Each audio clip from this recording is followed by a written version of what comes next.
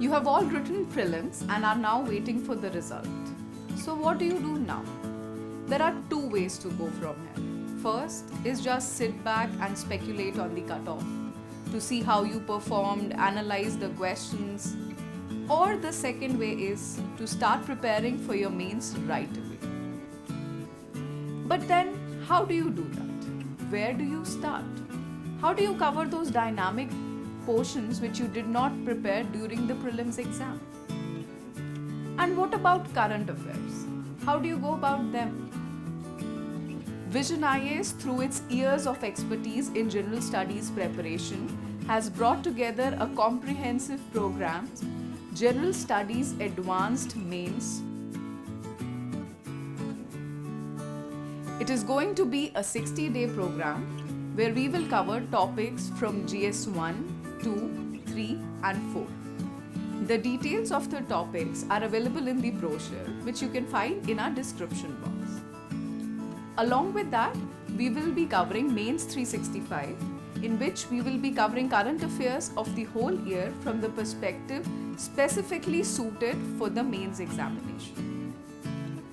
Mentoring program will be included in this, in which you can take personal guidance sessions on answer writing or any challenges which you are facing in the preparation. Study material will be available to you for the static portion and for the current affairs portion. For those of you who do not wish to relocate to Delhi at this time, we also bring all these services to you through an online mode. Along with the classes, we also assign a test series to you so that you can evaluate whatever preparation you are doing. So what are you waiting for? It's just 3 months before the exam. Get up, visit our website www.visionias.in. Our contact details are also available in the description box and on the screen in front of you, and join this course today. All the best.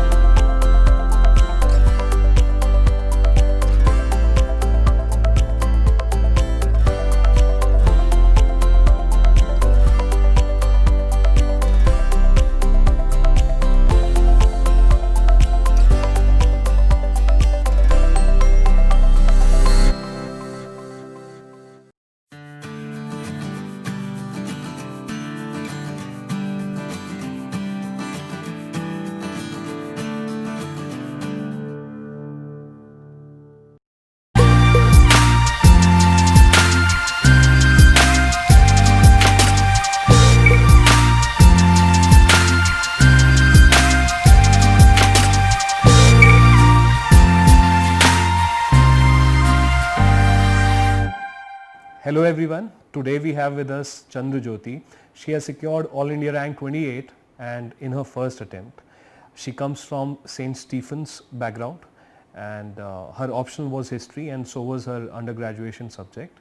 She hails from Punjab and well, without much ado, let me welcome Chandrajyoti. Chandrajyoti, we welcome you for this interactive session with our viewers. Please introduce yourself. I know I have given an introduction, but please, yeah. Thank you. Thank you for your wishes and thank you for having me here. So, hello everyone. I'm Chandrajyoti Singh. Since my parents were in the army, I grew up in a lot of cities across India. I eventually came to Delhi to pursue my graduation in history from St. Stephen's College. I graduated in 2018 and since I was just 20 then, I decided to take a year off to prepare for the civil services. I gave my first attempt in 2019 and with God's grace, I have been successful. Well, that's really encouraging and motivational and inspiring because many of the students they they are not able to clear the exam in the first attempt, so that's a great achievement indeed.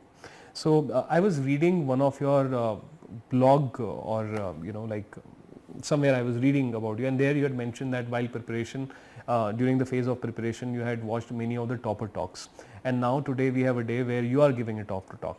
So I would, that's a great achievement. I would like to yeah, like congratulate I you, had and I watched so hope that many like topper talks. yeah. Yeah. No, I was just saying that I had like watched so like many you had topper benefited talks. from other topper talks. Yeah. Yeah, so like you benefited a lot from the topper talks. I hope that our interaction will be giving something out to the viewers. So yeah, so on that note, like you mentioned in your introduction that you have been to different cities, you have lived in different cities, you have studied in different schools. So being a child from army background, that would have given you a lot of a very huge breadth of horizon of experience. So do you think was it something during that experience that you decided that you wanted to be an IAS officer, or like did that experience shape your decision for going for IAS in any way? I think it did to a certain extent because since both of my parents were in the army, I saw them, work towards, their goals and contribute so much to the nation. And they were dedicated in their duty, and that sort of inspired me to do my bit for the nation. Early on, I realized that civil services would be the best fit for me according to my capabilities and my interests. So that is why I would say that yes, my army upbringing did have a brief a role to play in my choosing a career in the civil services. Secondly, because one is in the army, one gets to travel to different parts of the country. You get to know so much about different cultures.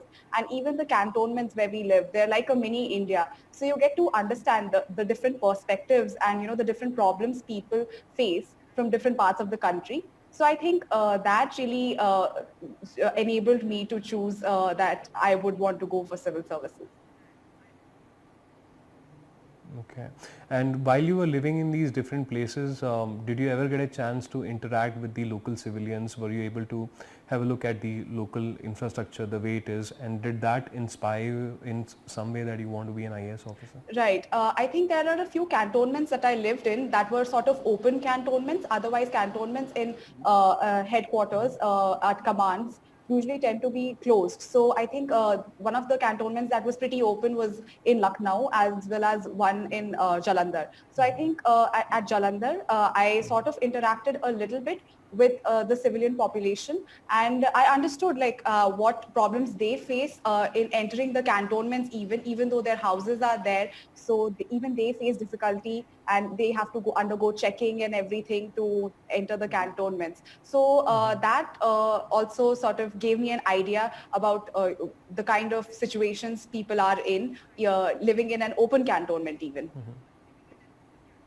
Okay. Okay. Good.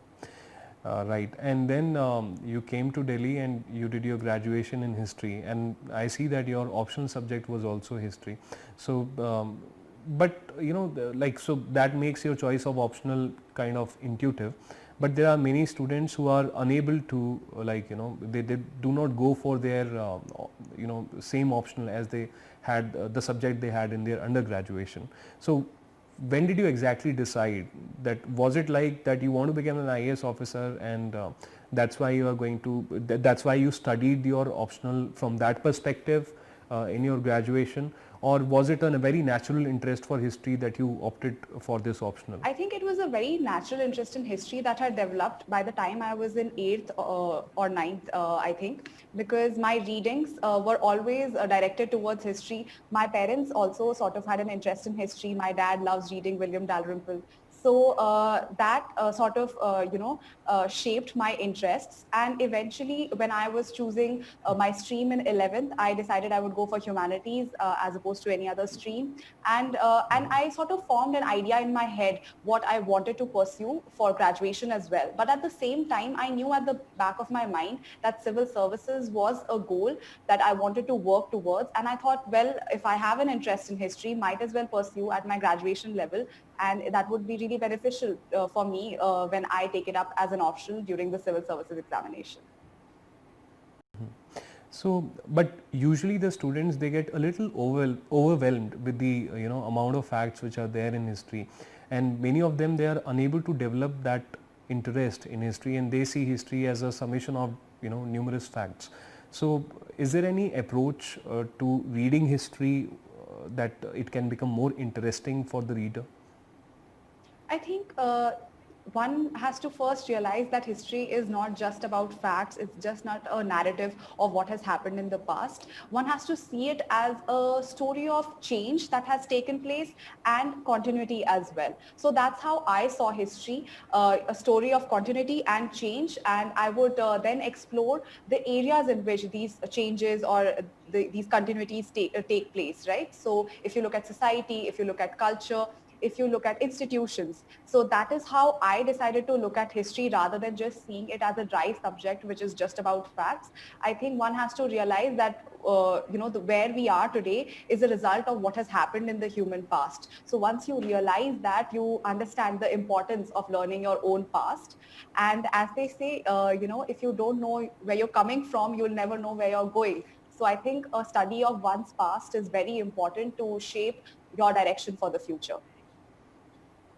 That's very valid, and I think like a takeaway from your answer is that if I am an aspirant and if I have listened to your answer, then I think I should be propelled to compare the present situation, the present societal situation with the past. That is, when I am reading a history book, I should try to see an image, I should try to draw up a link between the present and the past. So that analytical mind can make it very interesting rather than thinking that it is a summation of facts.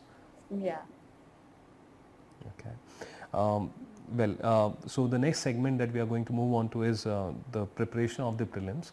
So you were able to qualify prelims in your first attempt. So is there any prelim specific strategy?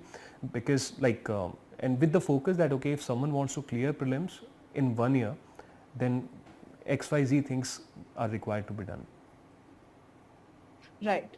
So I think if you have to clear the prelims in your very first attempt, what is important is the year that you take off or the year before your prelims, you have to have an integrated preparation. It is only, 3 months or 2 to 3 months at the max that you have to start focusing on your prelims. Before that, I think you have to keep your focus on both prelims and mains.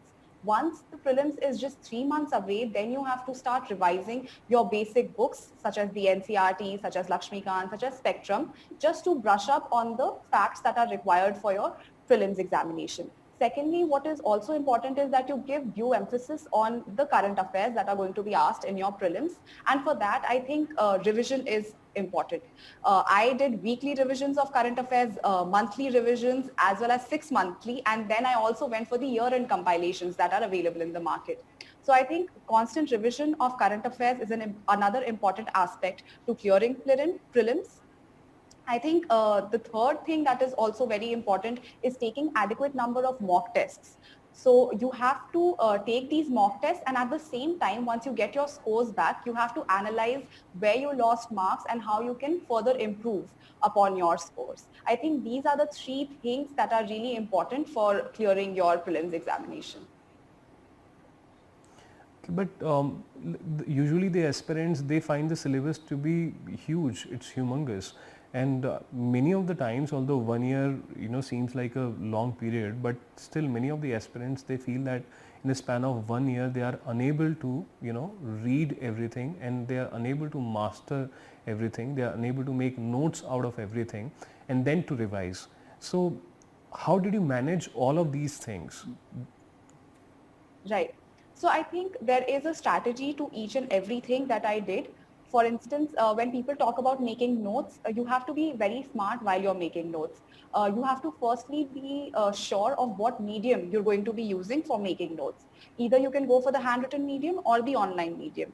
So for me, I personally, for current affairs, I followed online medium, that is Evernote. I used to make my notes on Evernote each and every day.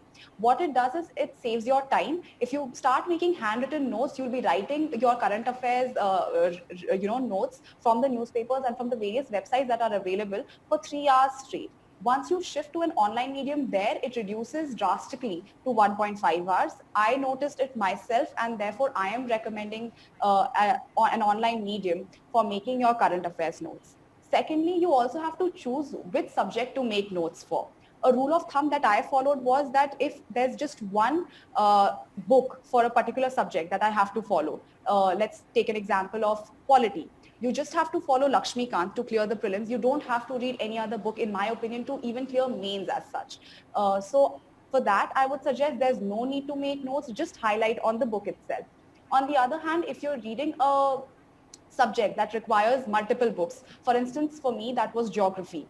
Since I was particularly weak in geography, I refer to the NCRTs, I refer to GC Leong, and I also refer to the PMFIAS book, and then I made my notes. So what the aspirants can do is that no need to make notes for subjects that require just one book. Make notes for subjects that have multiple readings so that they're compiled in one safe corner of your study table, right? So I think at the end of the day, you have to realize where you can save effort.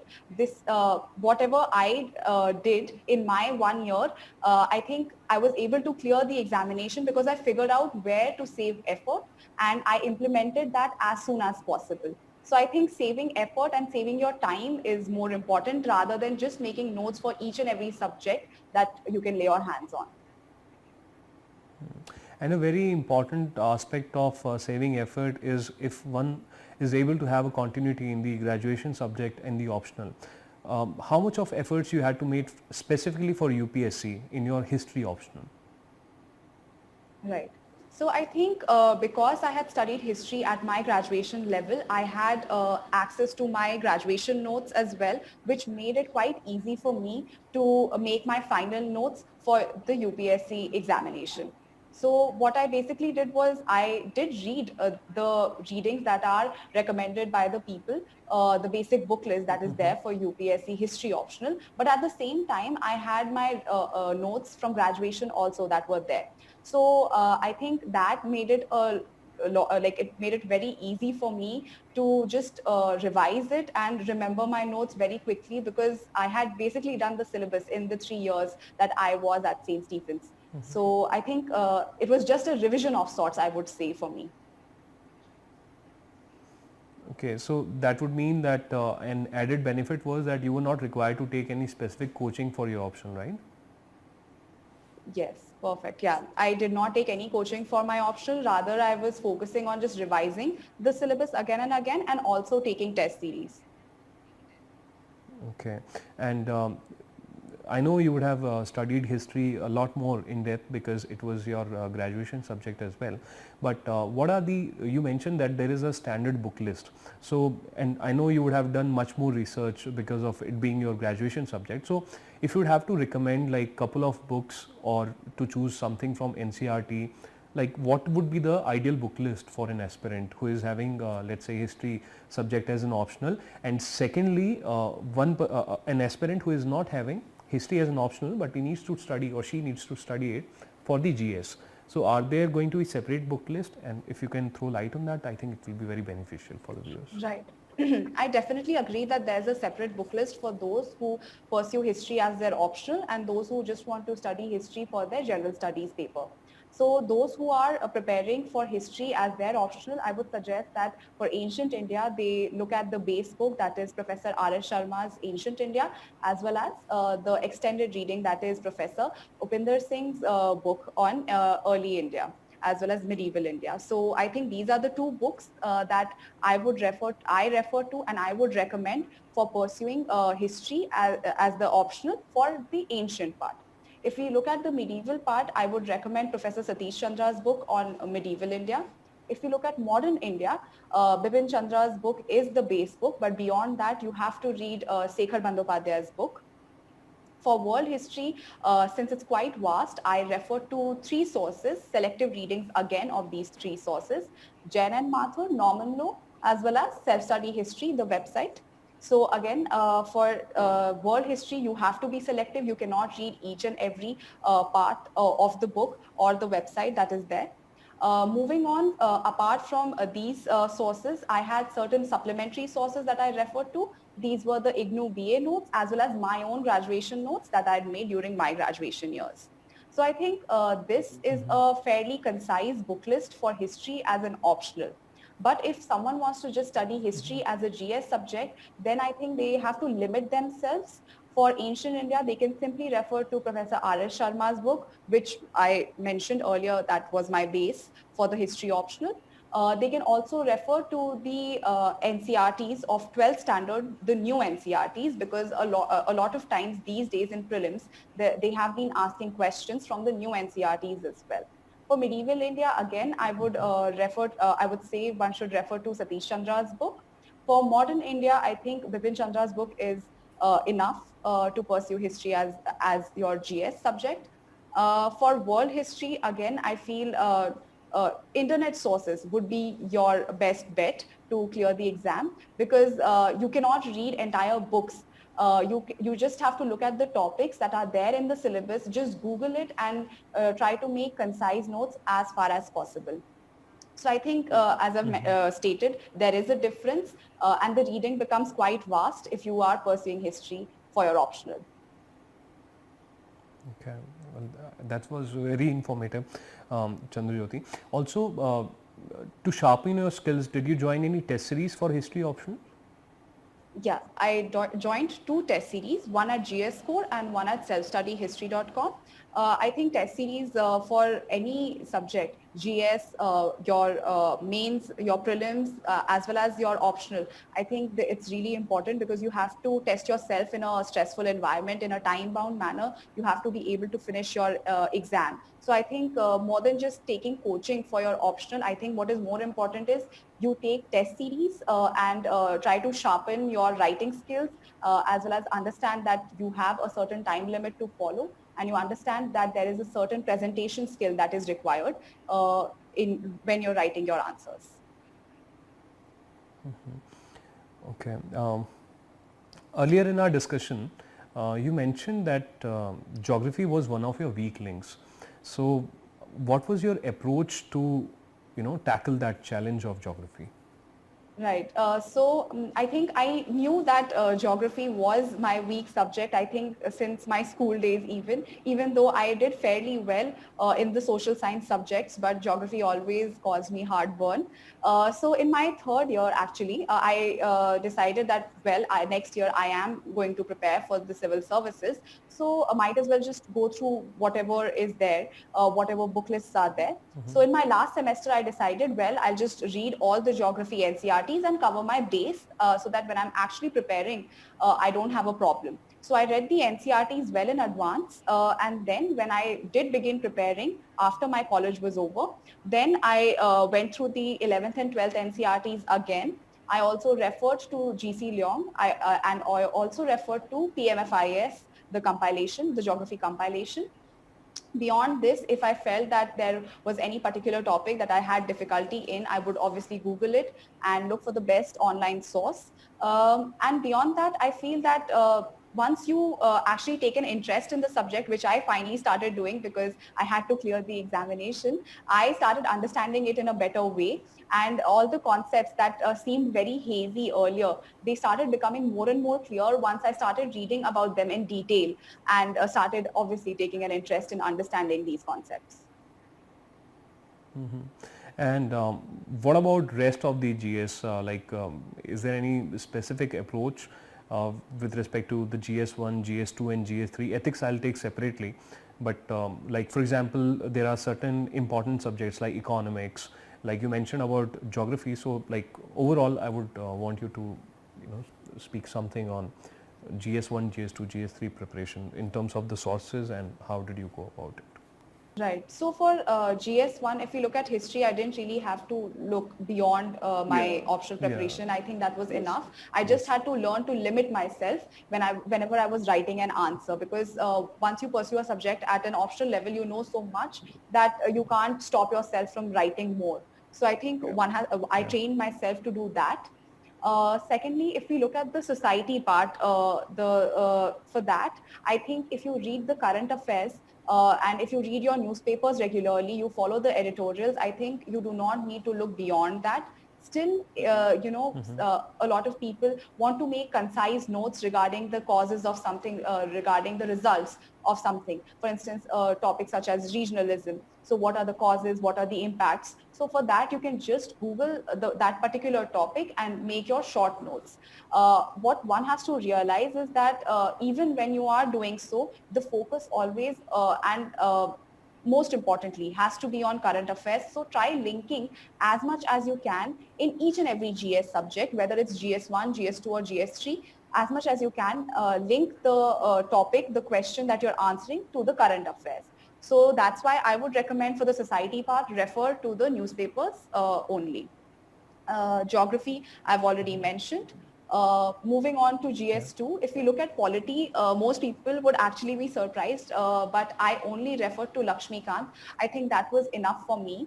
Beyond that, I would say that for GS2, you have to keep abreast of the current affairs and you have to keep reading the newspaper regularly. For the international relations aspect, a lot of people refer to certain books by Tata McGraw-Hill or other such sources. I did not do so. I had a limited time. So I only referred to the current affairs, the newspapers, and the current affairs compilation again that come out every month or at the year end. Beyond that, if we look at GS3, for economics, I think I had a fairly good base because I studied economics in class 11th and 12th. But still, I obviously revised my class 12th macroeconomics, and I also read the Sriram IS economics book. After that, I think one has to keep updating oneself with the new reports that the government releases. For instance, there's the Niti Aayog 3-year action agenda. One has to read such reports to really make their answer stand out, give it that X factor that the examiner enjoys reading your answer and also marks you well. For science and technology, if we look at GS3, I think I just referred to the current affairs again. Newspapers and the current affair compilations were my base. And I think for science, static knowledge, especially at the mains level, is not very important. What is more important is that you're aware of the current developments that are taking place in the various scientific fields. I think beyond that, there is security that is there in the GS3 syllabus. For security, if your basics are sorted, you have a fair idea of what the terms mean, such as cyber crime, such as development deficit, all of these basic terms. If you know what they mean, you can refer to a book or you can just Google again. Or you can use the internet to the best of your ability. That would be great, but always add current affairs to your answer again in this subject as well. So I think throughout my preparation, what I did was static obviously were the basis of my preparation. But whenever I was writing an answer, I would always keep in mind whatever the current developments have been there, and I would use them as examples and pepper it in my answer wherever possible. So that was basically my strategy for GS 1, 2, 3. Okay.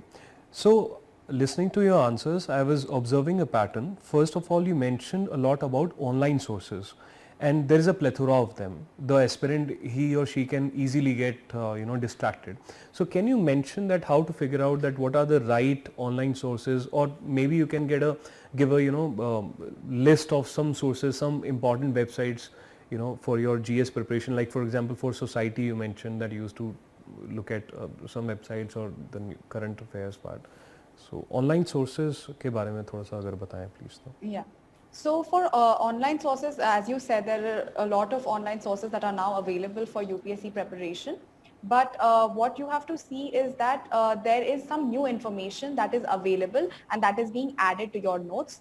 If it's an overlap with your notes, then you can automatically remove that website from your list of sources to look at. That's what I did. For instance, for current affairs, I used to first, in the beginning, follow multiple websites, but then I realized that if I'm reading the newspaper and if I follow one or two websites at the most, then I don't have to look at so many websites. For instance, for current affairs, I used to follow the daily current affairs that are put up by Insights IAS as well as the Wajiram current affairs that are available online. Secondly, for GS preparation, I think I always used to refer to the first link that used to come up. Invariably, it was Civils Daily, I believe. So I used to go for that, especially for GS3. Other than that, I would just use the keyword UPSC and whatever search results used to come, I used to just filter them out accordingly. There were no specific sites that I would always go to make my notes. Whichever seemed the best for a particular topic, I would choose it accordingly. I think you have to use in that moment your own judgment. You can't rely on anyone else. So if you feel that some website is adding something extra to your notes, then go for that website. Otherwise, if it's just overlapping, then there's no need to go for so many websites. Okay. Second part I want to ask you about is you mentioned that the government reports like the Niti Aayog reports. So were you into reading original reports or you went for some summaries or you went for the editorials which would summarize those reports? How it was?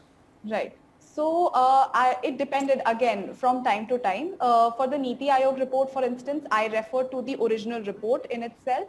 But then for ethics, they recommend reading the second ARC reports. For that, I did not go through the entire report. I referred to the summaries that were available in the market. Again, you have to choose for yourself. If you feel that there's a particular reading that is too long, it is too time consuming, then you can't spend your entire time just reading the entire report. Look at the cost benefit analysis, look at the amount of time you have, and then look at the summaries that are available. If the summaries that are available, they summarize and give you the content as it is required for UPSC, then there is no need to read the entire report. Same goes for economic survey also, that one has to read for prelims. There are compilations, there are summaries that are available. Vision has a summary, Wajiram has a summary. So I refer to these two and I was fairly comfortable. I did not read the original economic survey. So I think you have to look at what is available in the market. If you think the summaries do the job well, then there is no need to read the original report. Okay. And then you mentioned the newspaper reading a lot. So like according to you, what is the importance of the newspaper reading? Should one read newspapers? If yes, then how many? Or one can replace the newspapers with the summaries, the monthly summaries. For example, Vision IAS also brings out monthly summaries and yearly summaries. So how to tackle this juggernaut of current affairs? Right. So I think newspaper reading, nothing can replace it. So one has to read the newspaper, and I think it's extremely important that you do, because what happens at times is that you may be following certain online sources also, but still there are certain facts that may be missed. For instance, I still remember there was a question in the prelims. It was asking in my prelims, which was asking about Denisovan, which is a fossil basically, and it had come in the life section of Hindu, the last page. And I don't think people tend to read that. I also used to read that as a fun activity that, okay, like I've read the entire newspaper, might as well enjoy something at the last page. So one has to read the newspaper, I think, from cover to cover, but also know which information to filter out. Newspaper reading, I think, forms the basis of your current affair preparation. Beyond that, I think one also has to look at the monthly summaries that are available. I obviously refer to the monthly summaries as well beyond my newspaper reading. I refer to the Vision and Bajiram monthly summaries that were available. After my prelims, I limited it to only one, that is Vision. I also refer to the year-end compilations by Vision IS. I refer to PT 365 and Mains 365 before my mains. So I think you have to combine them both. You can't leave one and just do the other. Both have their important place in your preparation. So refer to the newspaper as well. Make your own notes. And then at the end of the month, read the current affairs compilations that are available so as to revise what you've done throughout the month. And then if there is extra information, you can always add that to your notes. Okay, so like for society, definitely you would have made notes out of whatever you read in the newspapers. How it was, like आप notes बनाते थे, online notes बनाते थे definitely, but do you used to make notes for the whole newspaper which you used to read cover to cover, and how many newspapers you used to read every day? So I read only one newspaper throughout my preparation, that was the Hindu. Secondly, I did not make notes from cover to cover. Firstly, I used to read the newspaper every day. In the beginning, obviously, it takes more time. You take 1.5 hours to read the entire newspaper. Eventually, it reduces to 45 minutes. That is the case with me as well. So I used to firstly read the newspaper properly. Obviously, you have to keep in mind the syllabus of the examination whenever you do read the newspaper, and keep it in front of you rather. So on your study table, just keep the syllabus in front of you and then read the newspaper. So if you have ever any doubts, whether if this is going to come in the question paper or not, you can always refer to the syllabus that's in front of you. Once you've done that, once you've read the newspaper, then I would recommend that one reads the daily current affairs that are being put up by 1 or 2 websites only. Don't read more than that. I think 1 is also enough. After you've done that reading, then go on and make your daily notes. Like I said, I used Evernote. What I would do is I would divide my notes topic wise. So one topic would be polity and governance, one topic would be science and tech, environment, and so on and so forth. So I would basically copy paste from the websites, whatever information they had given. Now, if they had left out any information, I would type it out from the newspaper itself. And then I would be done with my newspaper reading for the day. At the end of the week, on Sundays, I would revise each and everything that I'd read from the newspaper, from my notes basically. And then at the end of the month, I would revise from the current affairs compilations that I got.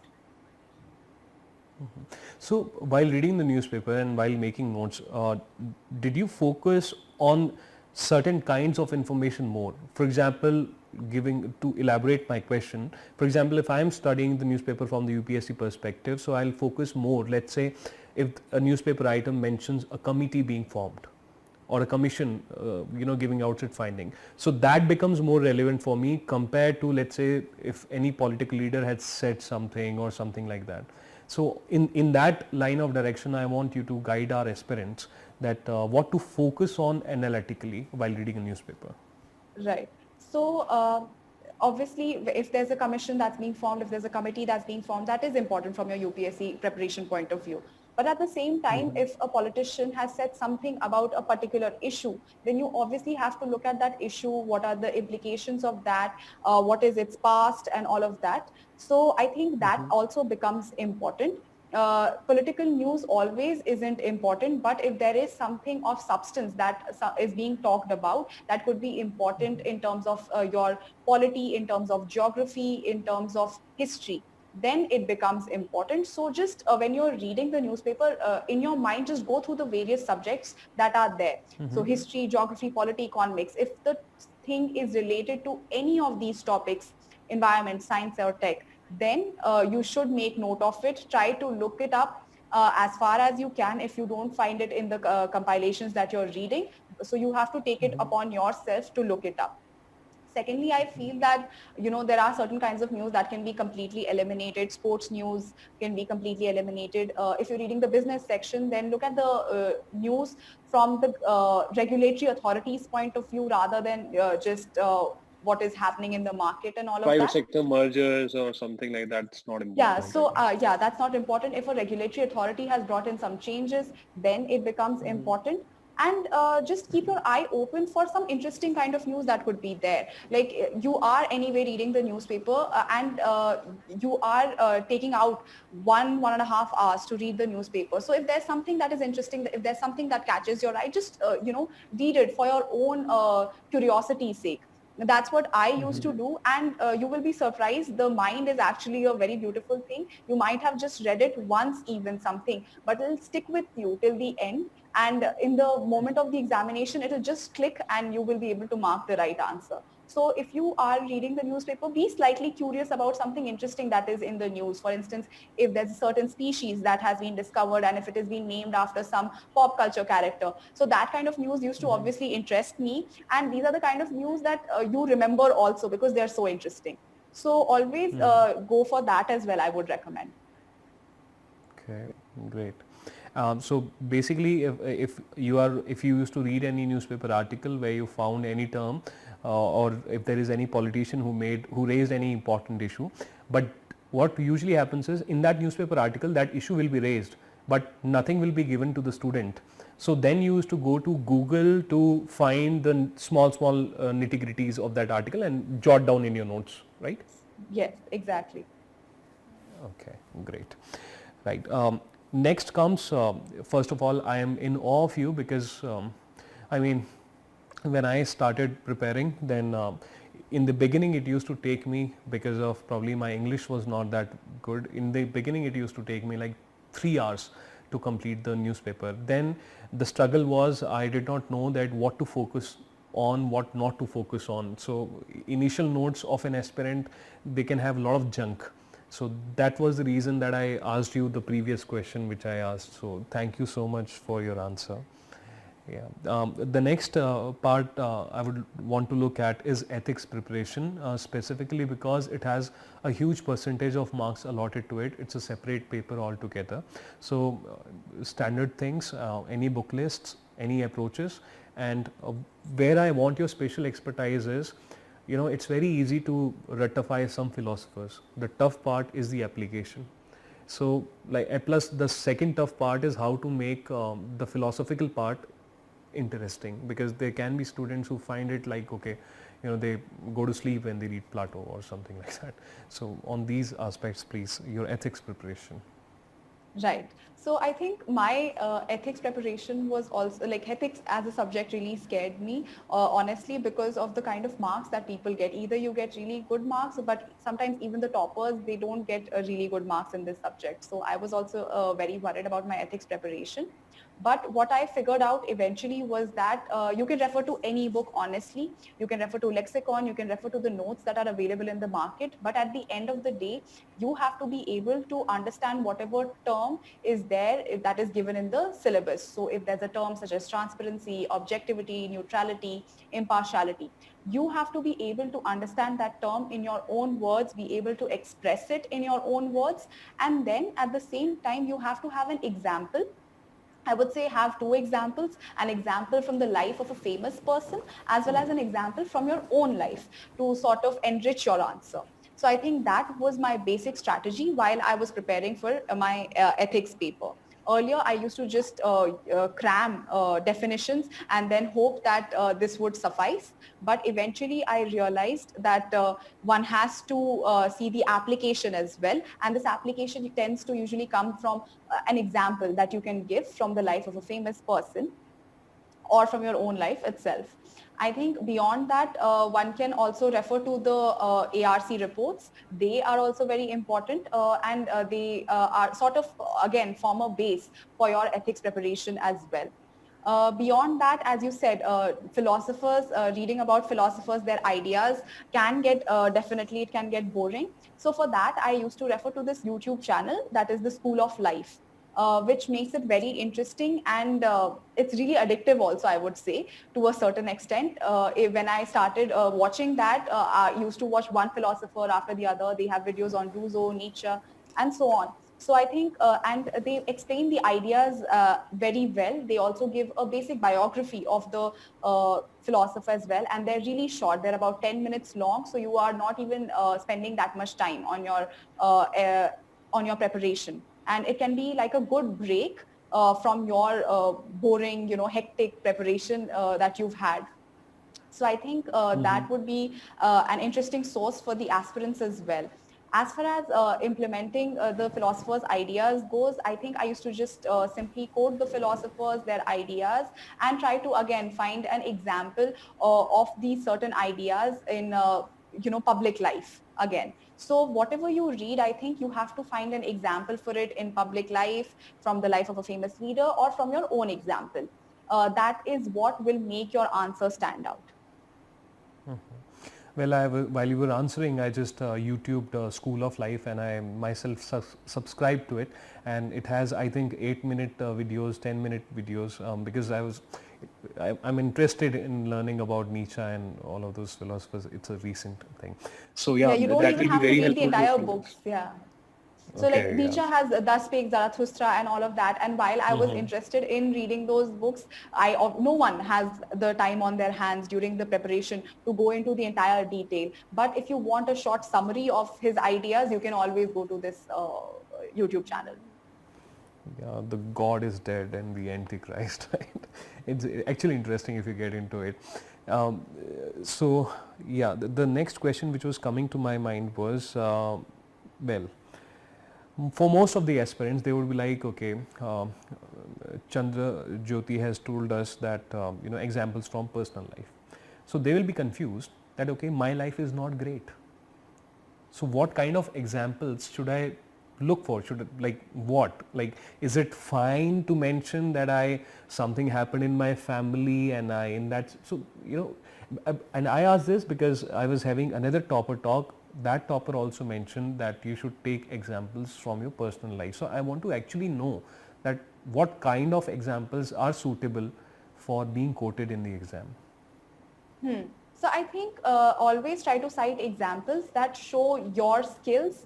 For instance, if you want to show your resilience, you can cite an example that, you fared badly in an examination and then you made up for it by working hard on yourself and you did not let your spirit die. And then again, and you, with your indomitable spirit, you were able to, do well later on. So I think you can give that as an example. Similarly, if it's about team spirit or something, then you can just talk about how in a regular sports match, you resolved a dispute and, led your team to victory. So I think it has to be very basic examples from your day-to-day life, which show that you have certain qualities that are mentioned in the syllabus as well.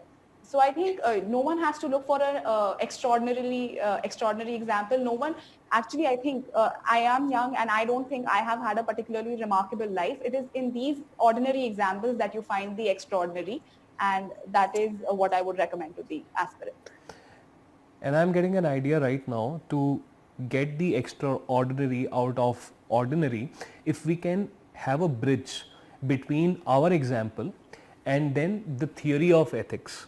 Let's say you take some ordinary example, but then you connect it with some philosopher's idea of some kind of ethics. Then you give a larger meaning to that very ordinary experience, right? That will be the right strategy? Okay. Yeah, that's a beautiful way of explaining it. Okay, thank you. Right, so ethics preparation, that's there. Next we have essay, because essay is also very important. So I'm sure that your opinions would be very solid, and newspaper reading would have assisted you a lot. Apart from the newspapers, first of all, within the newspapers, for your essay preparation, do you used to jot down some specific things? And second, apart from newspapers, did you have any other sources for essay preparation? Right. I did not jot down points from the newspaper specifically from the point of essay preparation. It was only from the point of preparing current affairs for my GS subjects. And for essay preparation, I do not think I read anything extra. I only refer to the GS syllabus as well as the newspapers. I think what I did was when I was thinking of preparing essays, certain topics that are commonly asked, I would just jot down the important quotations of influential leaders to write in my essay. And also at the same time, I would also jot down certain statistics that could be relevant, certain examples from the lives of famous people that could also be relevant in a particular topic. That was, I think, the extent of the preparation I had for my essay section. Nothing beyond that. What I would recommend from my personal experiences, rather than just reading for your essay preparation, you have to test your knowledge, as is the case with any other paper. So you have to write essays by yourself to test how well you can write an essay, and then again take test series for essays as well. I took, I think, about 3 test series, one from Vision as well, one from Forum, and one from Insights. And they really sorted me out in terms of essay preparation. And I think I would like to add to that, since you are an avid newspaper reader, then there is a very good source in the opinion or in the op-eds and the editorials. Like there are certain writers who begin their article in a very attention seeking manner, right? So probably we can learn something from the writing skill of the opinions pages, right?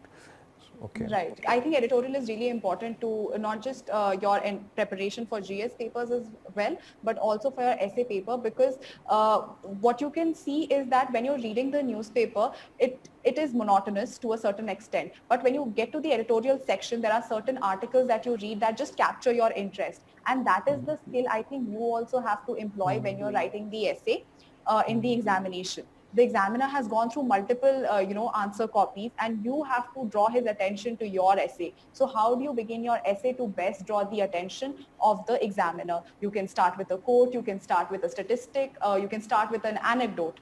And I tried almost each and everything in my essay. And I think one can try that too as well. So drawing the attention of the reader is important. And secondly, what we can also learn from editorials is the fact that they're so coherent and they have a certain flow to them.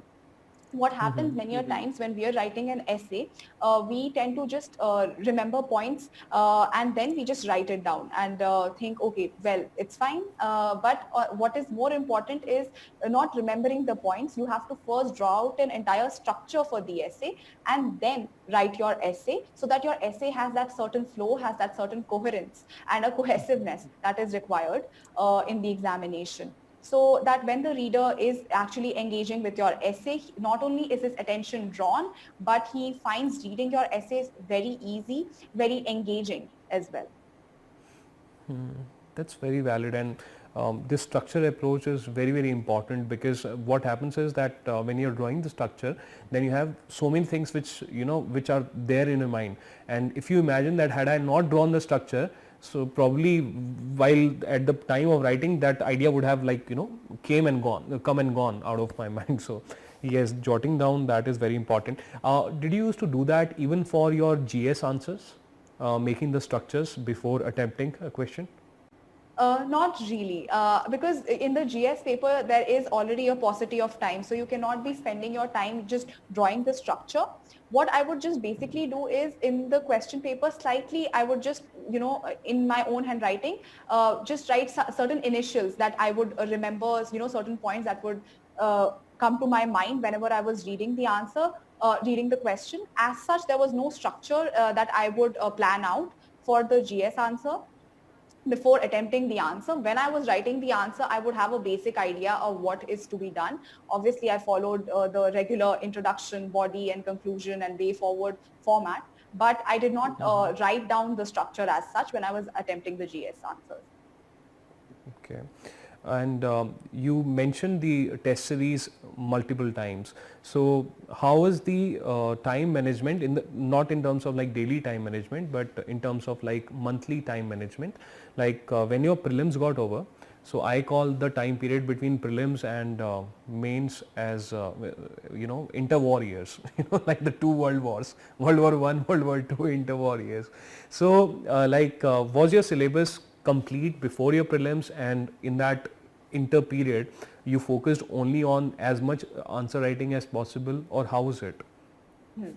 So I think my syllabus was fairly done when I was done with my prelims. I didn't have to read anything new in particular. I think what I was just focusing on after my prelims was revision, more of revision. And if I found certain facts, if I found certain things that I could be added on to my notes, then definitely I would do that. But other than that, I think I focused more on revision and taking a time out for test series. What I basically did was from Monday through Friday or Saturday, I would be revising the syllabus of whatever test would be there on Sunday, and then I would take the test and be done with that particular those set of particular topics. I followed that throughout the time period between prelims and mains, and I think it really sorts you out because you are done with each and every topic of the syllabus. Each and every topic gets revised, and you also figure out in which topics you're weak, and then you can take out time in the end once you're done with all the sectional tests at least to strengthen your weak points. And then after you strengthen your weak areas, then you can just go for the full length test and see how well you fare there. So I think in terms of monthly time management, weekends were my time to take my test series, and then I would, like I said, I would wait for the answer copies to come out and then analyze where I went wrong. And that really sorted me out as far as the time period between prelims and mains was concerned. Okay, so I think you joined the Vision test series. Did you also go for the Abhyas for the prelims and for the mains? And how was that Yes. experience? Uh, I went for the prelims abhyas as well as for the mains abhyas. I think if one looks at my marks especially in the prelims abhyas, you can see there's a improvement in each and every paper. So I think I had somewhere in my 80s in the first abhyas paper, then in my 90s, and then finally in the third abhyas, I managed to cross the threshold of 100. Um, and I think that experience was pretty good because you get to know your ranking at an all India level, and at one level, it can demotivate some people, but at another level, you have to see it as a stepping stone to your prelims preparation. Because once you know where you stand in the country, then you can improve upon your, again, weak areas, and then improve your ranking in the country as well. And I think it's really motivating when you see, from the first paper where you ranked, and then in the last paper you can see an actual improvement in your marks. And I think that is really motivating as far as prelims was concerned for me. For my mains also, I went for the Vision test series as well as for Abhyas. I think that experience also was pretty great for me. Again, you get to know where you're ranked in the country, and what the difference is between the toppers marks and your marks, and how you can actually bridge that gap. So for that, I think while, like I said, might be demotivating to some, but again, you should see it as a stepping stone to your eventual success in the examination. And during this course of gradual improvements, what was your strategy for prelims and what was strategy from mains? For example, some of the aspirants, they go all out, they are very aggressive, they attempt all the questions in the prelims, and every successful candidate has a different strategy. What was your strategy with respect to attempting the questions of the prelims? Right. So whenever I was taking any mock tests, or when I took my eventual prelims examination as well, I realized through the course of my mock test that whenever I attempt questions between the 75 to 85 range, I tend to have a fairly good score. So that was the range in which I used to attempt my questions. If the paper was slightly on the tougher side, then I would attempt about 75 to 78 or 79 questions. If it was on the slightly easier side, according to me, according to my perception, then I used to attempt more than 80 usually. In the final prelims that I took in the UPSC examination, I attempted about 83 questions. The marks are yet to come out, so we will know better when they do. But I think when you attempt the questions in that range between 80 to 85, and the paper is a balanced paper, then one tends to do fairly well. But at the same time, you have to also realize your skills in terms of accuracy, in terms of how well you do when you are attempting a certain number of questions. A lot of people tend to attempt only 75 questions and they tend to get really good scores. And while others, who attempt more than 80, they get bogged down by the negative marks that they get. So figure it out for your own self, what works for you, what doesn't work for you, and then find a range in which you will attempt the paper. When I gave my prelims, I didn't realize exactly how difficult the paper was, honestly, in all honesty. I thought it was a fairly well-balanced paper, and I thought there is nothing hindering me here. Let me attempt at least 80 to 85 questions, and I ended up doing so, and that proved to be a good decision for me. Yeah. And what about mains? I'm sure you should the focus should be like attempting all the questions, or like the students they can skip couple of questions to ensure better quality in the questions attempted. Right. I would suggest that aspirants attempt all questions, because if you leave one question or two questions or however many questions you leave, you'll get a definite zero in that. But if you attempt something, the examiner might give you 0.51 or 2, and that might even ensure your selection, right? So I would suggest that attempt each and every question. What one can do is that see which questions you are the most sure of, you're most thorough with, and the ones that can be best attempted by you. Attempt those questions first and then move on to the other section wherein the questions you're not sure of or you're weak in, and you don't have a particular idea about certain answers. So then I think you should attempt those questions in the end, but don't leave out anything, because each and every mark after all is important in this examination. Okay. And with respect to answer writing for the mains, can one write in point format, or did you write in point format or paragraph format? Did you use flowcharts, maps, diagrams? So what's the right way? Or yeah. Right. So I think it's up to you entirely, but I think a point format looks more neat. It also enables you to organize your own ideas in a better way. So I think point format also catches the attention of the reader as well. You can just write in one point and underline the most important word that is there, and it will automatically attract the reader to it, and you get sorted. Your marks are awarded, and then the reader moves on to the next question. Doesn't dwell too much on it. Doesn't have to expend so much of energy and mind space in reading your answer. So what I would suggest is definitely point format for me worked well, and it enabled me also to show my knowledge to the best of my capabilities. So point format for answers, and secondly, when we talk about diagrams, we talk about maps, I think these are also really important. I drew a map in one of my papers in GS3, I think when we wrote an answer on insurgency. So I think that worked out well for me.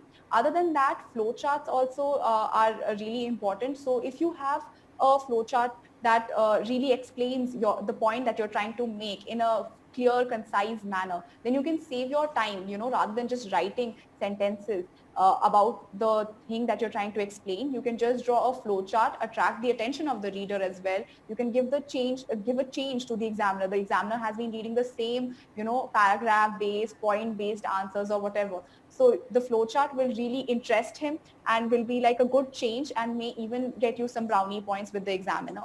So I think flowcharts, maps can be drawn as and when required, but don't go overboard. Don't draw a flowchart with each and every answer, definitely. Yeah. So like just temper yourself, and you will be sorted. And I think when you're drawing a flowchart, and if you're taking a decision that my flowchart is a replacement to my written text, then one needs to ensure that the flowchart is self-explanatory. One should avoid use of symbols. One should, as far as possible, have short sentences but coherent ones, so that the information flow happens from the writer to the reader in an effective manner, right? Right. I would also recommend the aspirants that whenever they're even drawing a diagram for geography, for instance, to explain something, always label the diagram properly, explain what you have drawn, and also like number it also, like figure 1, so and so that when you're referring to it in your answer as well, you can say as seen in figure 1. So that would make it Okay. easy for the examiner. Okay, please tell me, how was your handwriting like? Was it like big for clarity, or it used to be like micro? Because the No, I handwriting, think yeah. so. I think my handwriting was fairly medium, but I think whenever I tend to write really fast or when there's a paucity of time, it slightly gets bigger. So in terms of handwriting, I think it was usually on the bigger side, and it was quite clear, I think. So I didn't face any such problems regarding my handwriting. Yeah, that's important because I bring up this point because you mentioned the ease of the reader. So therefore, the examiner, his or her job is actually very tough, and if the handwriting is clear, then it really helps him. And the जितना हम उसका काम आसान करेंगे उतने ज़्यादा marks हमें वो देंगे. Exactly, yeah. Right. So, anyways, so the next part is regarding the interview preparation. Interview, I feel that it has the biggest syllabus among prelims mains, because everything which is there in mains is part of interview syllabus, plus you have to prepare your own DAF, especially for a person like you who has studied in different schools, who has stayed at different places. Then the naturally art and culture of all of those places, importance of all of those places, you never know when would a member ask about historical importance, cultural importance, or anything of current importance. So how did you manage it? And specifically, I would want to know that how did you go about your DAF filling and DAF preparation, please? Right. I think I would agree with you when you say that the syllabus of the interview is the largest, considering mains and prelims. So because you have to prepare the mains subjects as well as your own self. And whatever you've written about yourself in the detailed application form. What I did when I was filling the detailed application form, I was quite honest about my achievements, about my background, my hobbies and everything. There was nothing that I made up. I had written whatever my hobbies were, whatever achievements I had.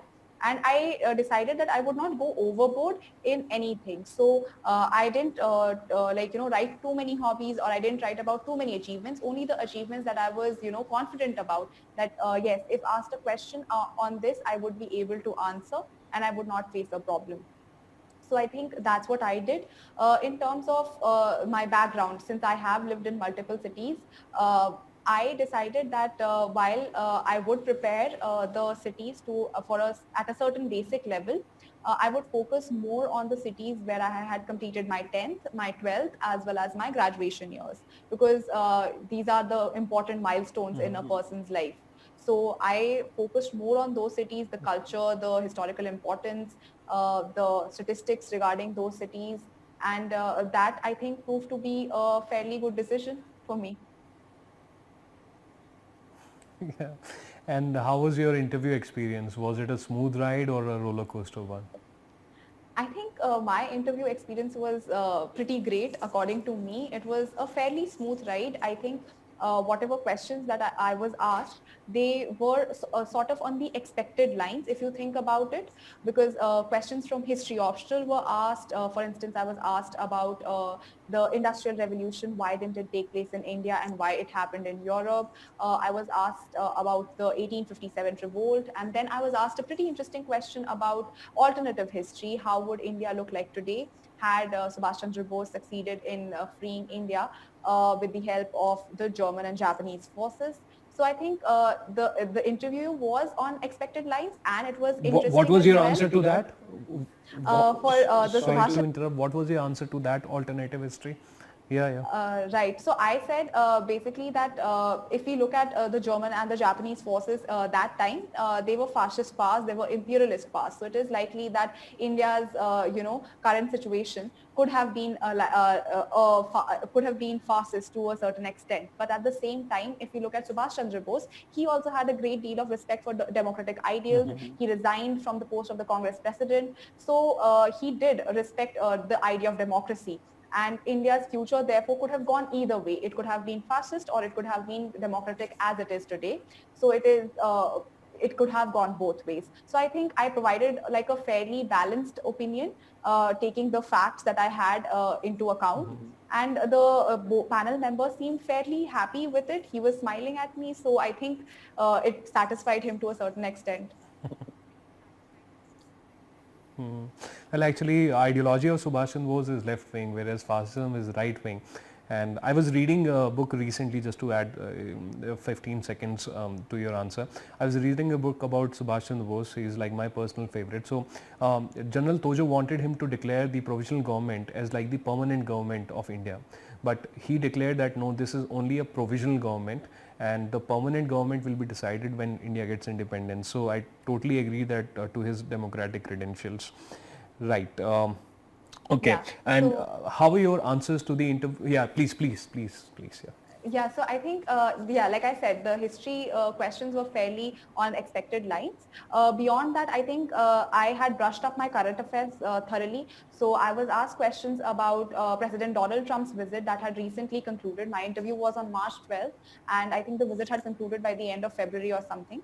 So I was asked questions regarding that, and that was an easy question as far as I was concerned, because I'd read so much in detail about it. Beyond that, I was asked questions about my stay in Old Rajendra Nagar. So I moved, after I was done with college, I moved to Old Rajendra Nagar for my preparation. And the panel member, the chairperson rather, he asked me about my experience in Old Rajendra Nagar, and how, like, if there were any problems I faced. And so I think that His was daughter or the son might be preparing. yeah, so I think yeah, so they were really chill that way, I would say. Like they they were very cordial, and they broke the ice, and they made me feel very comfortable. And one of the panel members also asked me questions about women empowerment, and improving law and order, and how would you improve the art and culture, and how will you focus on improving the art in a particular district that you're posted to. I think these questions were quite interesting. They were quite fun to answer. I was also asked a question about suicides, the rising rate of suicides in India. And I think according to me was my favorite answer, because in the nick of time I was able to structure it really well. I gave like an age wise reasoning for why each age group there's a reason for suicide. So in adolescence, in the young adult population, in the early 20s, and middle-aged population, as well as in the elderly population, what could be the reasons of suicide, why the suicide rate in India is rising. So I think structuring the answer was really important when I was giving the interview, and it was all possible because of the numerous mocks that I took. And overall, I think my interview experience was great. So what I get by interacting with you, and also what you have mentioned from your interview, is I think you really cherish answer to those questions where you got the opportunity to be analytical, where you got the opportunity to give your opinions in a structured manner. So I think it is a better strategy compared to just simply answering a question with a fact. Then it becomes, I think, a yes no kind of an exercise, right? Because then there is no conversation. Right, yeah. I completely agree with that. Okay.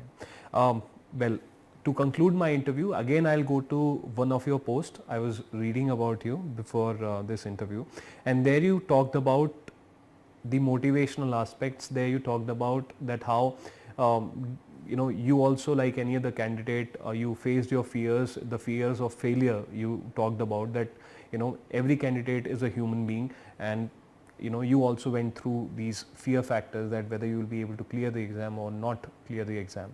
So how to manage this tension of this exam? Because I know you are capable, and also you are lucky also that you have been able to clear the exam in the first attempt, and obviously you are definitely super deserving, that I'm not questioning. But what I want to bring out is there are aspirants who have given 5 attempts, and there are success stories who have cleared in the 6th attempt.